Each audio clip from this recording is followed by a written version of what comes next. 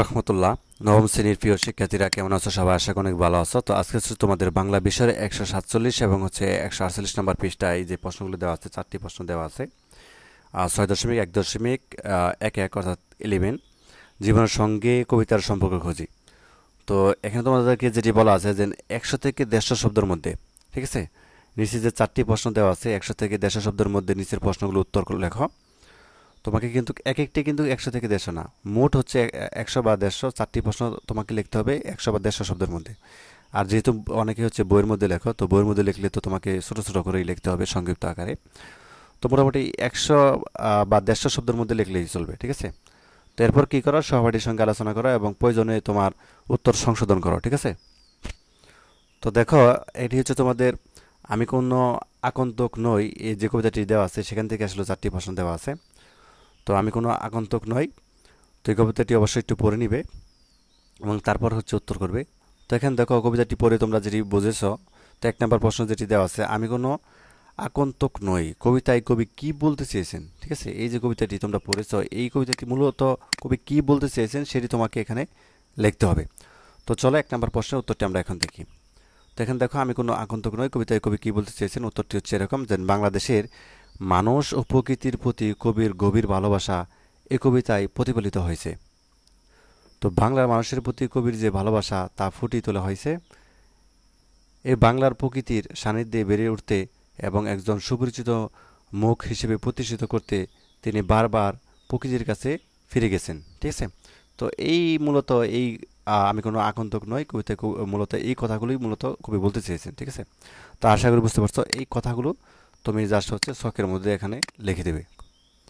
তো তারপর দেখো 2 নম্বর প্রশ্নে আমাদেরকে কি বলা আছে যে আমি কোনো আগন্তুক নই, কেন কবি এমন কথা বলেছেন, তাই না। এবার হচ্ছে কেন।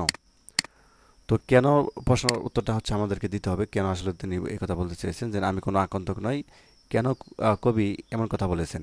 উত্তর হচ্ছে আমি কোনো আগন্তুক নই, কবি এমন কথা এজন্য বলেছেন যে জন্মভূমি ও প্রকৃতিকে কেন্দ্র করে মানুষ যখন বেড়ে ওঠে তখন সেই পরিবেশ এবং প্রকৃতির সঙ্গে মানুষের আত্মার সম্পর্ক, এখানে সম্পর্ক হবে, অর্থাৎ বাসিন্দাটা হবে না, আর কয়ের উপরে রেপ হবে, ঠিক আছে। তো সম্পর্ক গড়ে ওঠে। তাই কবি প্রকৃতির বিভিন্ন অনুষঙ্গ ব্যবহার করে নিজেকে জন্মভূমির আপন সন্তান হিসেবে প্রমাণ করতে চেয়েছেন। আর এ কারণে কবি বলেছেন আমি কোনো আগন্তুক নই, ঠিক আছে। তো এই কথাটুকু তুমি হচ্ছে জাস্ট এখানটাই লিখে দেবে, অর্থাৎ 2 নম্বর ছকে এখানে লিখে দেবে। দেন হচ্ছে 148 নম্বর পৃষ্ঠা 3 নম্বর প্রশ্ন আমাদেরকে বলা আছে যে বাংলাদেশের যে প্রকৃতি তোমাকে, আচ্ছা, বাংলাদেশের প্রকৃতি তোমাকে কখনো মুগ্ধ করেছে কিনা। তো কখন কিভাবে মুগ্ধ করেছে, তাই না। তো এখানে কয়েকটি প্রশ্ন করা আছে, যেমন বাংলাদেশের প্রকৃতি কি কখনো তোমাকে মুগ্ধ করেছে, উত্তরটি হ্যাঁ অথবা না হতে পারে, এবং কখন করেছে, যদি করে থাকি তা কখন এবং কিভাবে মুগ্ধ করেছে, তাই না। তো উত্তরটি আমরা এইভাবে দিতে পারি। দেখো 3 নম্বর প্রশ্নের উত্তরটি, বাংলাদেশের প্রকৃতি তোমাকে কখনো মুগ্ধ করেছে কিনা বা কখন কিভাবে মুগ্ধ করেছে, উত্তরটি হচ্ছে হ্যাঁ, বাংলাদেশের প্রকৃতি আমাকে সবসময় মুগ্ধ করেছে। বিশেষ করে আমি যখন স্কুল ছুটি হলে গ্রামে বেড়াতে যাই, তো গত বছর যখন গ্রীষ্মের ছুটিতে গ্রামে যাই তখন গ্রামের আলো বাতাস নদ নদী গাছপালার প্রকৃতি সব কিছু আমাকে মুগ্ধ করে, ঠিক আছে।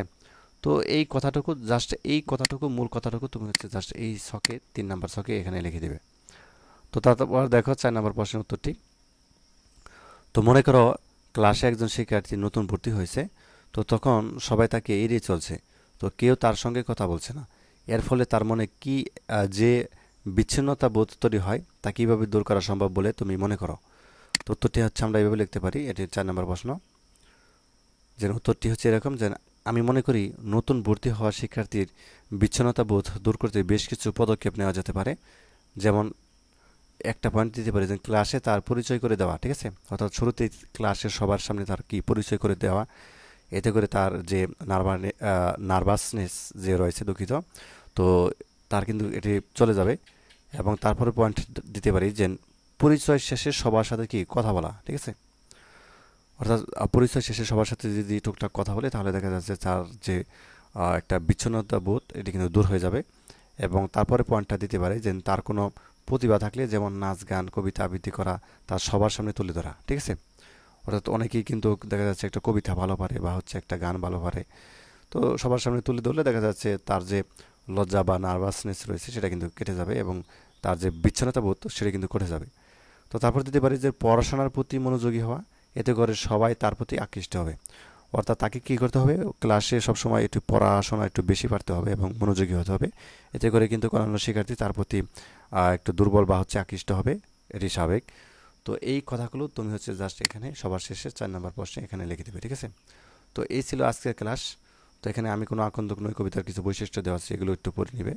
তো পরবর্তী পর্বে আমরা বিশেষ করে যে স্বাধীনতা এই শব্দটি কীভাবে আমাদের হলো, অর্থাৎ নির্মলেন্দু গুণ যে লিখেছেন কবি এটি। তো এখান থেকে আমরা শুরু করব। তো ধন্যবাদ সবাইকে ভিডিও দেখার জন্য। আল্লাহ হাফেজ।